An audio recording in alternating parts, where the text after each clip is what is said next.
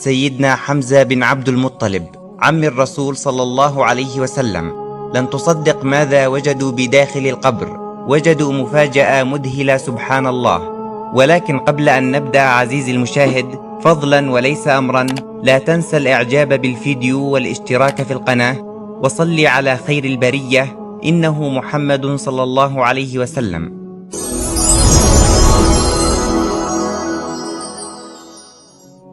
شهدت المدينة المنورة في المملكة العربية السعودية قبل أعوام هطول أمطار غزيرة وسيول جارفة تسببت في الكثير من الأضرار في بعض الأماكن، وكان جبل أحد من أبرز الأماكن المتضررة من السيول، حيث جرفت هذه السيول قبور بعض الصحابة من شهداء معركة أحد الذين بلغ عددهم 70 صحابيا، ومن بينهم قبر الصحابي الجليل حمزة بن عبد المطلب رضي الله عنه وعن بقية الصحابة أجمعين.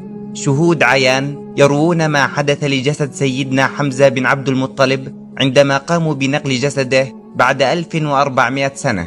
ذكر الدكتور طارق السويدان في سلسلته القيمة قصة النهاية نقلا مباشرا عن فضيلة الشيخ محمود الصواف عن الحادثة العظيمة التي تشرف بها بعض العلماء في مكة المكرمة في إعادة دفن بعض الصحابة رضي الله عنهم من شهداء أحد، حيث قامت الحكومة السعودية باستدعاء عدد كبير من العلماء في المملكة من أجل نقل جثامين الصحابة الكرام إلى مقبرة آمنة وبعيدة عن سيول الأمطار، وهذا للحفاظ على رفات الصحابة. وكان من بين من شارك مع العلماء الشيخ محمود الصواف. يقول الشيخ محمود على لسانه: كنت أنا من أحد العلماء الذين تمت دعوتهم في دفن أحد من الصحابة رضوان الله عليه، وهذا لأن المقبرة أصابها سيل وفيضانات فانكشفت الجثث، فدعيت أنا بجانب مجموعة كبيرة من العلماء وشاركت في نقل جثمان سيدنا حمزة بن عبد المطلب رضي الله عنهم جميعا.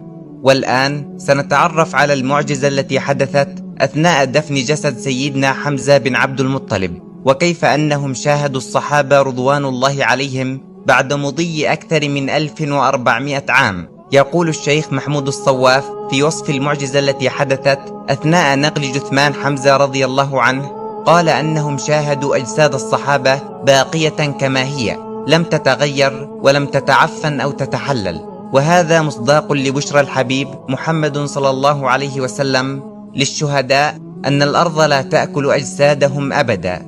ويقول الشيخ في وصف سيدنا حمزة أنه كان ضخم الجثة مقطوع الأنف والأذنين، وكانت بطنه مشقوقة، فوضعت يدي على بطنه، ولما حركناه ورفعت يدي عنه سال الدم من بطنه، وعند سيلان الدم شممنا رائحة مسك طيبة زكية لم أشم مثلها في حياتي، ملأت المقبرة، فدفنته مع من دفنت من صحابة النبي محمد من شهداء أحد. يقول الدكتور طارق السويدان: هذا ثابت بالتواتر وبرؤية العين، فسبحان الله العظيم، بعد مضي أكثر من 1400 سنة ما زالت أجساد الصحابة حية إلى الآن. فما أعظمك يا الله، سبحانك، أي فضل هذا، وأي كرم أعطيته للشهداء، إذ بلغ كرمك يا الله للأجساد وهي تحت التراب لا يراها أحد، فكيف يكون كرمك في جنة عرضها السماوات والأرض؟ بلغنا الله وإياكم مكانة الشهداء.